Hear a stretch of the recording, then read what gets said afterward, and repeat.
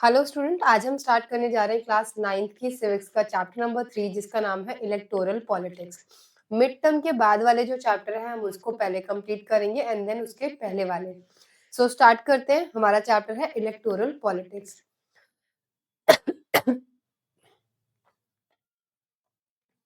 Okay, तो सबसे पहले हम स्टार्ट करते हैं कि why do we need election. ठीक है, कि हमें इलेक्शन की जरूरत क्यों है। ठीक है ना।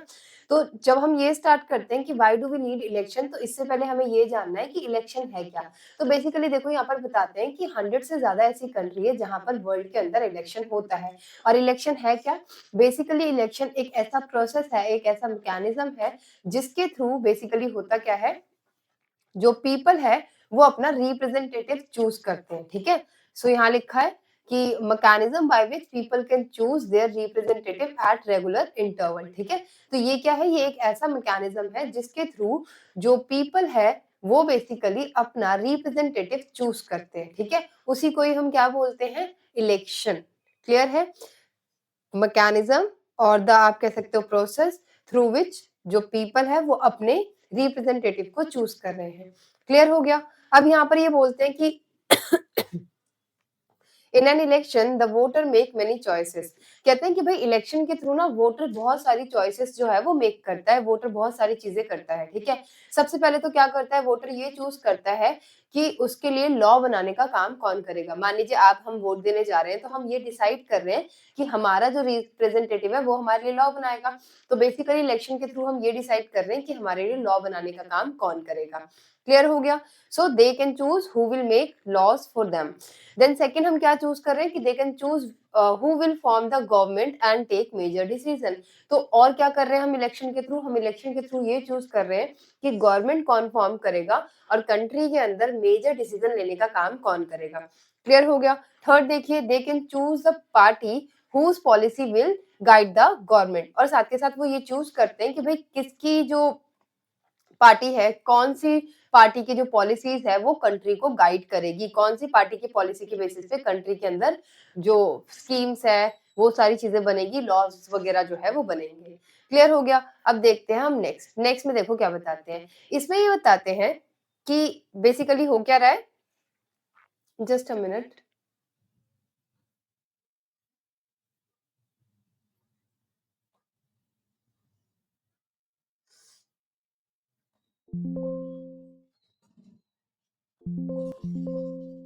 Just a minute.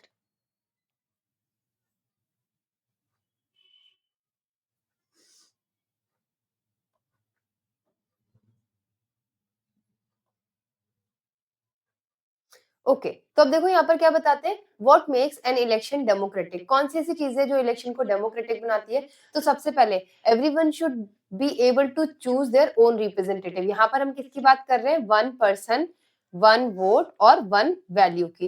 कि भाई जितने भी अडल्ट लोग हैं 18 से प्लस के हैं, सभी के पास वोटिंग राइट होनी चाहिए, सभी के पास ये कैपेबिलिटी होनी चाहिए कि वो अपने रिप्रेजेंटेटिव को चूज कर पाए। सेकंड हम क्या करते हैं, parties candidate should be free to contest election should offer some real choice. कहते हैं कि भाई जो पार्टीज है, ठीक है, एंड कैंडिडेट्स है वो फ्री होने चाहिए इलेक्शन में खड़े होने के लिए।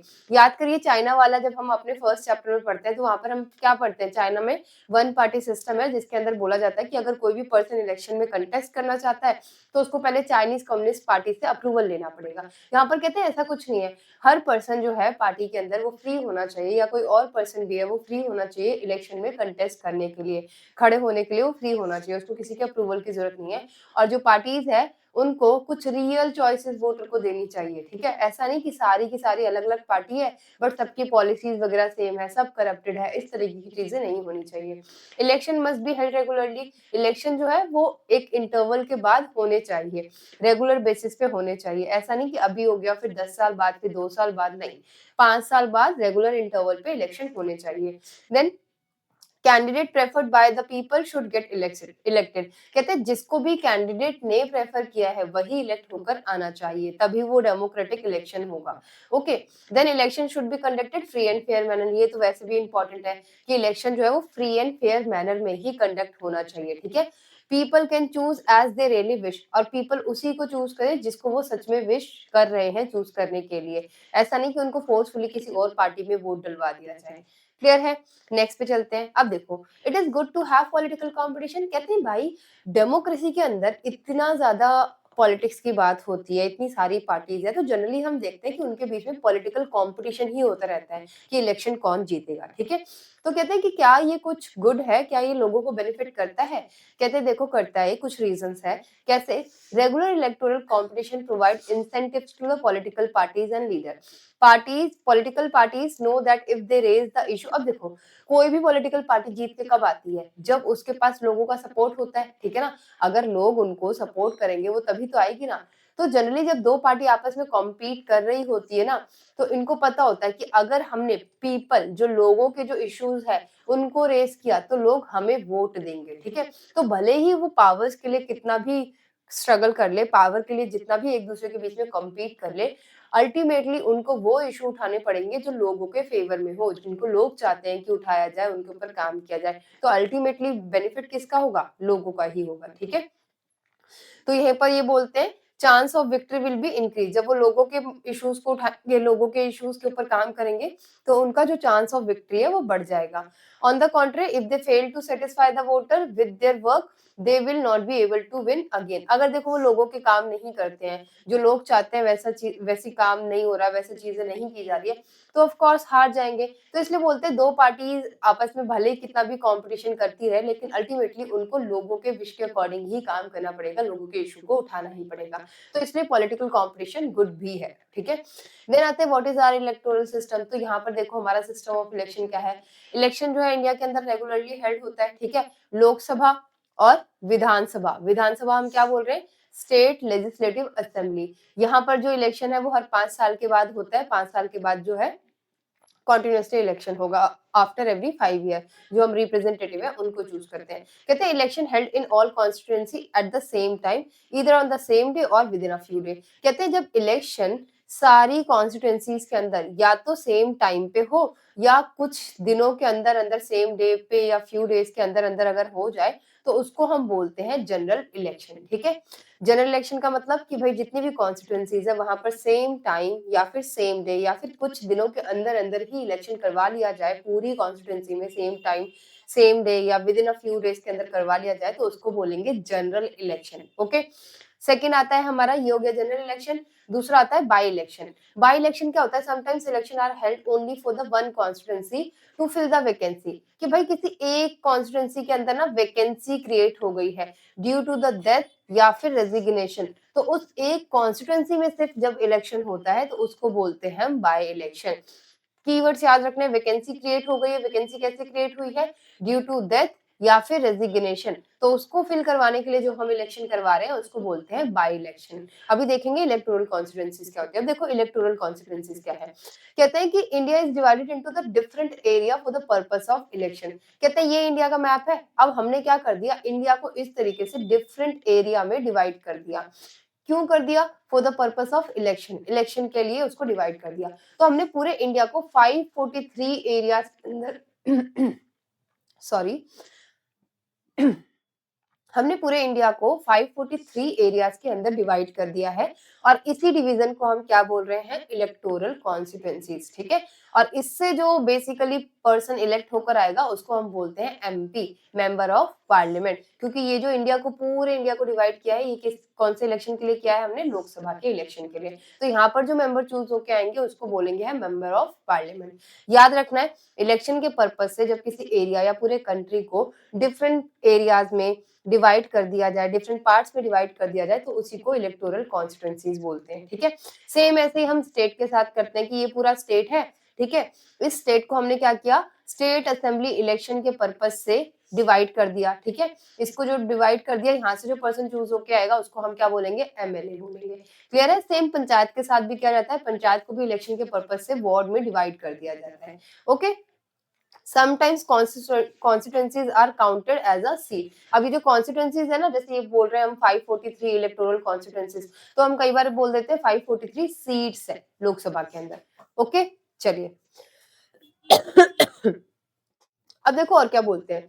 कि रिजर्व कॉन्स्टिट्यूएंसीज क्या होती है। इतना तो समझ में आया कि भाई पूरी कंट्री को जब हम इलेक्शन के पर्पज से डिफरेंट पार्ट में डिवाइड कर देते हैं तो उसको इलेक्टोरल कॉन्स्टिट्यूएंसीज बोलते हैं। अब इमेजिन करिए कि अब इसमें से ये जो एक कॉन्स्टिट्यूएंसी है ना, इसको हमने किसी के लिए रिजर्व कर दिया कि भाई इस कॉन्स्टिट्यूएंसी के ऊपर तो सिर्फ और सिर्फ इसी कैटेगरी का या इसी कास्ट का पर्सन ही बैठ सकता है, खड़ा हो सकता है इलेक्शन के लिए, तो उसको हम बोलते हैं रिजर्व कॉन्स्टिट्यूएंसी। इसको ऐसे समझो, मान लीजिए क्लासरूम होता है, क्लासरूम के अंदर हम क्या करते हैं, कई बार टीचर्स ऐसा करती है कि भाई जो फर्स्ट बेंच है ना, वो जो थोड़े वीक स्टूडेंट है उनके लिए रिजर्व कर दिया कि भाई आप थोड़े वीक हो तो आप सबसे आगे बैठोगे ताकि आपका फोकस ज्यादा लगे। तो वो जो सीट है वो उस पर्टिकुलर बच्चे के लिए अगर रिजर्व कर दिया गया, उस पर सिर्फ और सिर्फ वही बैठ सकता है और कोई बैठ ही नहीं सकता, तो उसको हम क्या बोल रहे हैं, रिजर्व।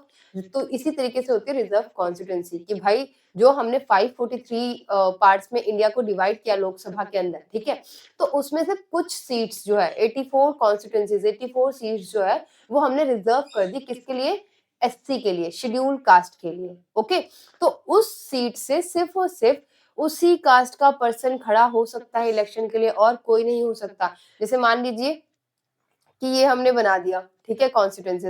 अब ये कॉन्स्टिट्यूएंसी अगर मैंने रिजर्व कर दी है एससी के लिए, तो इस कॉन्स्टिट्यूएंसी से, सिर्फ इस कॉन्स्टिट्यूएंसी से एससी कैटेगरी का पर्सन ही इलेक्शन के लिए खड़ा हो सकता है, कंटेस्ट कर सकता है। अलग-अलग पॉलिटिकल पार्टी सिर्फ और सिर्फ एससी कैंडिडेट को ही उस सीट से खड़ा करेगी। ओके, ऑल्दो जो वोट है वो सारे जनरल पब्लिक मिलकर डालेगी।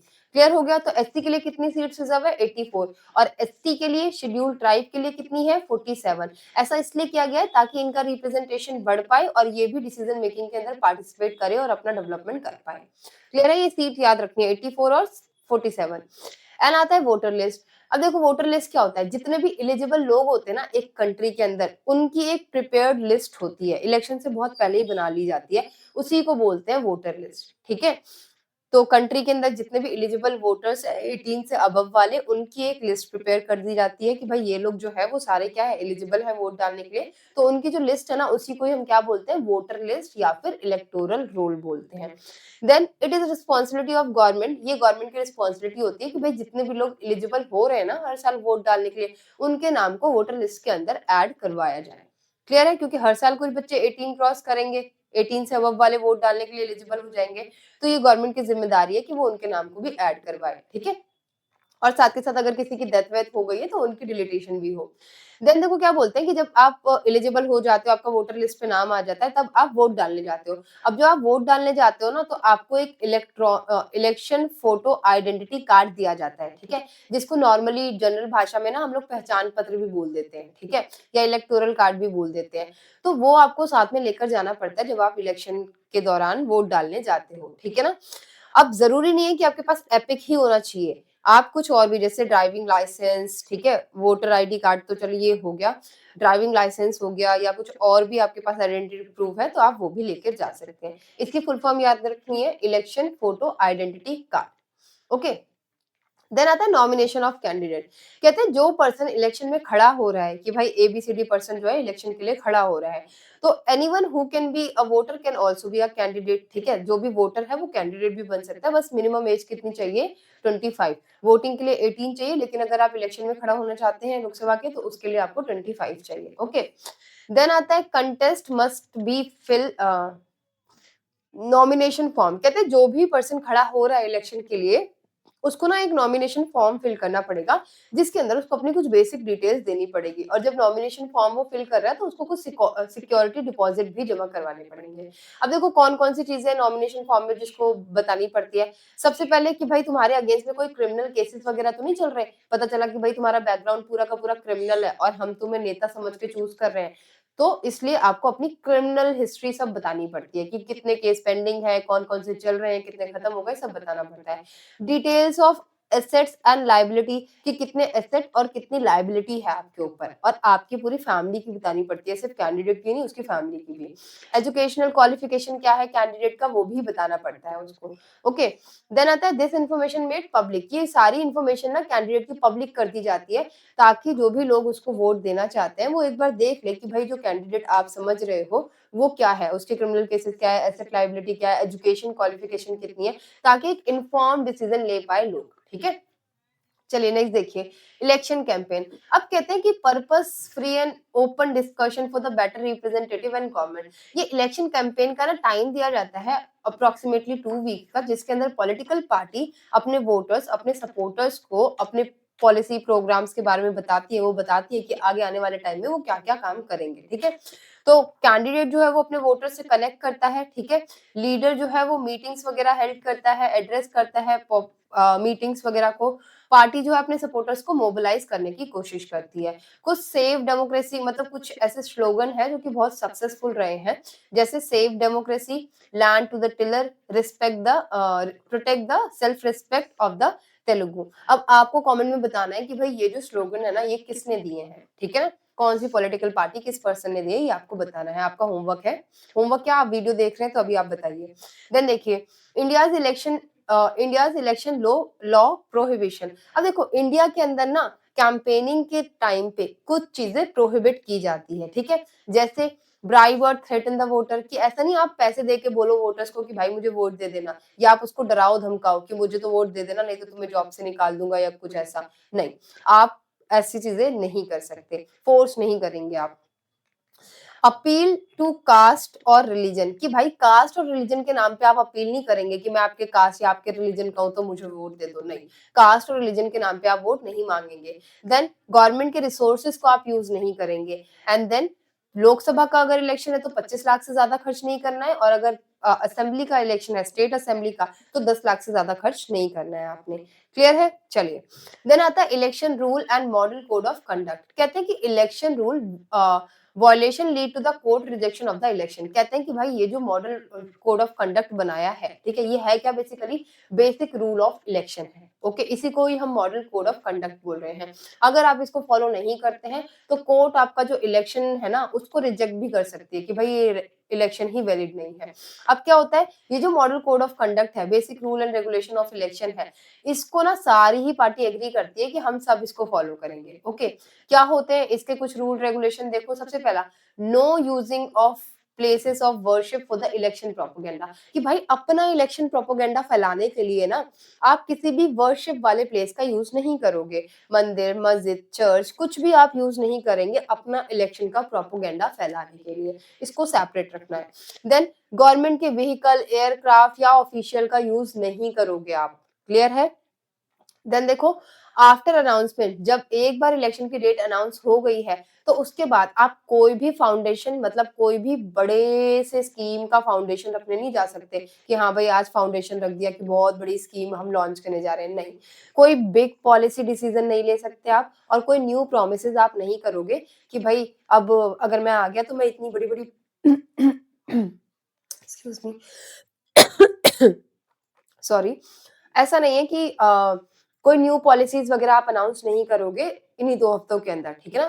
कि कैंपेन का टाइम, इलेक्शन का टाइम आ गया तो अब आप न्यू न्यू पॉलिसीज जो है वो अनाउंस कर रहे हो, तो आप ऐसा नहीं कर सकते। कोई फाउंडेशन नहीं डालोगे किसी भी स्कीम का, ओके? कोई आप मेजर डिसीजन नहीं लोगे और कोई भी न्यू प्रोमिसेस आप नहीं करोगे, ठीक है ना? मतलब लालच देने के लिए लोगों को आप ऐसा नहीं करोगे। देन आता है पोलिंग एंड काउंटिंग। फाइनली क्या होता है, इलेक्शन डे। अब जहां पर आप अपना वोट कास्ट करते हो ना, वोट को कास्ट करने को ही हम क्या बोलते हैं, पोल करना। इसीलिए जहां पर आप पोल करने जाते हो, वोट को कास्ट करने जाते हो, उसको पोलिंग बूथ भी बोलते हैं, क्योंकि वोट कास्ट करने को हम पोल करना भी बोल रहे हैं। ओके, इसीलिए उसको पोलिंग बूथ बोल रहे हैं। आप पोलिंग बूथ पे जाते हो, कंप्लीट हो गया ये। ओके, आप पोलिंग बूथ पे जाते हो, पोलिंग बूथ पे जाने के बाद name on voter list check करते हो, ठीक है? नियर बाय पोलिंग बूथ पे जाके name and voter list check करोगे। सेकंड, आप अंदर जाओगे, वहां पर एक ऑफिसर होगा, वो आपके हाथों पे इंक वगैरह लगाएगा, ठीक है? देन आपको अलाउ करेगा, फिर ऐसे एक सेपरेट सा बॉक्स सा होता है, उसके अंदर मशीन होती है, वहां पर जाके आप वोट को कास्ट कर देते हो, ठीक है, सीक्रेटली। कैंडिडेट के एजेंट्स जो होते हैं ना वो भी कई बार बैठे होते हैं ताकि वो ये देखे कि इलेक्शन फ्री एंड फेयर हो रहा है। मतलब मान लीजिए ए, बी, सी 3 पॉलिटिकल पार्टी है, इनके सबके अपने-अपने कैंडिडेट है, तो इनके कुछ सपोर्टर्स होते हैं, वो बैठे होते हैं, वो इंश्योर करते हैं कि भाई इलेक्शन जो है फ्री एंड फेयर तरीके से हो। देन देखो, पहले क्या होता था, बैलेट पेपर होता था, इस तरीके का पेपर होता था, पर्सन का नाम, पार्टी का नाम और साइन बना होता था, जिस पे आपको देना होता था वोट, आप उस पे टिक लगाते थे और उसको सबमिट कर देते थे। अब आता है इलेक्ट्रॉनिक वोटिंग मशीन, ईवीएम, जो इसी तरह दिखता है एग्जैक्ट। यहाँ पर नाम लिखा होता है, पार्टी का नाम लिखा होता है, यहाँ पर सिंबल बना होता है और सामने ये बटन होते हैं। आपको जिस भी पार्टी को वोट देना है, आप उसके सामने का बटन दबाओगे और वो ग्रीन कलर का प्रेस हो जाएगा, ठीक है। जैसे देखो यहाँ पर नाम लिखा है, पार्टी का नाम लिखा है और सिंबल बना है, ठीक है। इसी के सामने वाला, जिसको वोट देना है, उसके सामने वाला बटन आप दबा देते हो। देन फिर उसको सील किया जाता है ईवीएम को और काउंटिंग वाली जगह पर लेकर जाया जाता है। फाइनली काउंटिंग करके उसको फिर रिजल्ट डिक्लेयर किया जाता है। ये सब हाई सिक्योरिटी के अंदर होता है, पुलिस के अंदर। ओके, देन देखो पॉपुलर पार्टिसिपेशन। पॉपुलर पार्टिसिपेशन में ना सिंपल है, ये बोलते हैं कि भाई जितने टोटल लोग है ना, उसमें से एग्जैक्ट कितने लोग वोट डालने जा रहे हैं, उस परसेंटेज को बोलते हैं वोटर टर्नआउट, ठीक है। मान लीजिए अगर 100 लोग हैं, 100 लोग में से सिर्फ 50 लोग ही वोट डालने जा रहे हैं, तो उस 50 जो लोग हैं, 100 का 50% आप निकालेंगे तो 50 होगा। तो कहते हैं कि उस 50% को हम क्या बोलेंगे, 50% टर्नआउट। मतलब 100 में से सिर्फ 50 लोग ऐसे हैं जो कि वोट डालने जा रहे हैं। 100 एलिजिबल है लेकिन वोट डालने सिर्फ और सिर्फ 50 जा रहे हैं। क्लियर है? तो उसको बोलते हैं वोटर टर्नआउट परसेंटेज। देन कहते हैं आप इंडिया में देखोगे ना, तो पुअर इलिटरेट जो है ना, वो ज्यादा वोट करते हैं, जबकि आप देखोगे जो डेवलप कंट्री है वहां पर रिच वगैरह जो है वो कम वोट करते हैं। क्लियर है? और उसके बाद ये कहते हैं कि एक ट्रेंड देखा गया है कि day by day, time to time ये देखा गया है कि जो पॉलिटिकल एक आप कह सकते हो कि रिलेशनशिप है, या लोगों का जो पॉलिटिक्स को लेकर इंटरेस्ट है, वो बढ़ता ही जा रहा है। हर 4-5 में से एक बंदा ऐसा होता है जो किसी ना किसी पॉलिटिकल पार्टी के साथ इन्वॉल्व होता है। क्लियर है? देन हम आते हैं what makes election in India democratic. India के इलेक्शन को कौन-कौन सी चीजें हैं जो कि डेमोक्रेटिक बनाती है? तो सबसे पहले आता है conduct and control of election, कि भाई हमारी कंट्री में EC decide on all aspects from start to finish. कि इलेक्शन कमीशन ना इंडिपेंडेंट है। हमारा इलेक्शन कमीशन इंडिपेंडेंट कैसे, वो देखेंगे। इलेक्शन कमीशन ऑफ इंडिपेंडेंट है, वो स्टार्टिंग से लेकर एंड तक सब वो डिसाइड करता है। बीच में किसी भी पॉलिटिकल पार्टी का इंटरफेरेंस नहीं होता है, ठीक है। इलेक्शन कमीशन ही अनाउंस करेगा और लास्ट में काउंट करेगा, देन फिर रिजल्ट डिक्लेयर करेगा। देन कहते हैं कि गवर्नमेंट गाइडलाइंस ड्यूरिंग इलेक्शन। अब देखो मॉडल कोड ऑफ कंडक्ट वगैरह लगाया जाता है, गवर्नमेंट को रेगुलेट किया जाता है, सब कुछ किया जाता है कि भाई जो गाइडलाइंस दी गई है वो सबको ही फॉलो करना है। Implementation of code of conduct, ये गाइडलाइंस में देखो ये है कि order government to prevent power misuse and transfer. मतलब कुछ ऐसी गाइडलाइंस निकाली जाती है ताकि गवर्नमेंट मिसयूज ना करे अपनी पावर को। And then model code of conduct आपको पता ही है, अभी अभी हमने पढ़ा कि अगर कैंडिडेट उसको नहीं फॉलो कर रहे हैं तो इलेक्शन कमीशन उसको पनिश भी कर सकता है, ठीक है।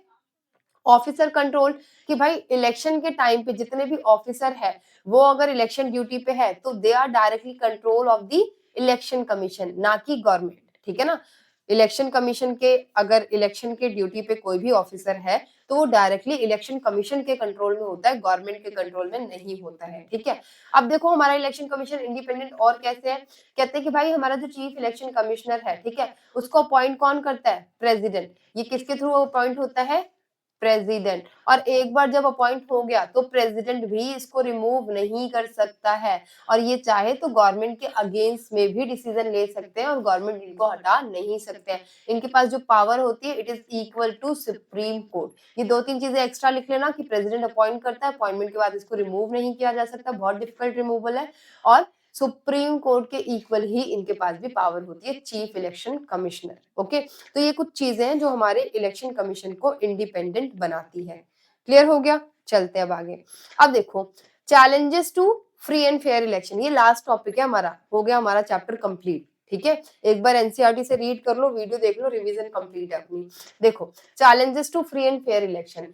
Challenges to free and fair election में क्या बोलते हैं कि candidate with big money power. अब देखो यार, दो कैंडिडेट है, एक ए एक बी, इसके पास बहुत सारे पैसे हैं, ठीक है, पैसा ही पैसा है इसके पास, ओके, और इसके पास नहीं है बेचारे के पास। तो मेरे को बताओ कि एडवर्टीजमेंट कौन अच्छी कर पाएगा, यही अच्छी कर पाएगा। तो इसलिए बोलते हैं candidate with big money power. कई बार इसकी वजह से होता क्या है, जो स्मॉल पार्टीज होती है ना उनको डिसएडवांटेज होता है, फेयर प्लेइंग ग्राउंड नहीं मिल पाता है, क्योंकि एक के पास बहुत सारे पैसे हैं, एक के पास है ही नहीं। तो इसकी वजह से एक फ्री एंड फेयर इलेक्शन को आप कह सकते हो कि भाई ये चैलेंज है, क्योंकि दोनों पार्टी इक्वल ग्राउंड पे नहीं है। क्लियर है? सेकंड देखो candidate with the criminal connection. Generally होता क्या है कि कोई कैंडिडेट क्रिमिनल कनेक्शन से होता है और वो क्या करता है, बेचारे ये शरीफ वाले को आउट कर देगा, बोलेगा भाई निकल जा, नहीं तो फिर मैं क्रिमिनल लिंक्स यूज़ कर के कुछ भी कर सकता हूँ, तो वो बेचारे डर के मारे ही निकल जाते हैं। तो फिर से फेयर प्लेग्राउंड नहीं हुआ क्योंकि वो डर की वजह से ही हट गया, है ना? तो ये हो गया, क्रिमिनल पावर अपनी यूज़ कर रहे हैं। फैमिली पॉलिटिक्स जनरली देखा गया कि भाई एक बंदा अगर पॉलिटिक्स में आ गया, तो वो टिकट अपने ही फैमिली मेंबर्स को दिए जा रहा है, ठीक है? किसी और को मौका ही नहीं मिल रहा है, फैमिली डायनेस्टिक सक्सेशन के टाइप में ही वो चला जा रहा है, ठीक है ना? जैसे मान लीजिए ये इसके फादर बन गए पॉलिटिक्स में कोई एमपी, एमएलए, अब इसने टिकट अपनी डॉटर को दे दिया, फिर इसने अपनी टिकट जो है वो अपने बेटे को भी दे दिया, मतलब ये किसी और मेंबर को नहीं दे रहे, अपने ही फैमिली मेंबर को जो है प्रमोट किए जा रहे हैं, टिकट दिए जा रहे हैं। क्लियर है?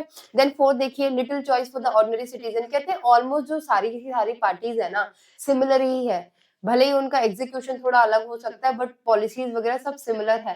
तो रियल चॉइसेस जो मिलनी चाहिए लोगों को, वो रियल चॉइस नहीं मिल रही है, तो वो भी एक फ्री एंड फेयर इलेक्शन के लिए चैलेंज है।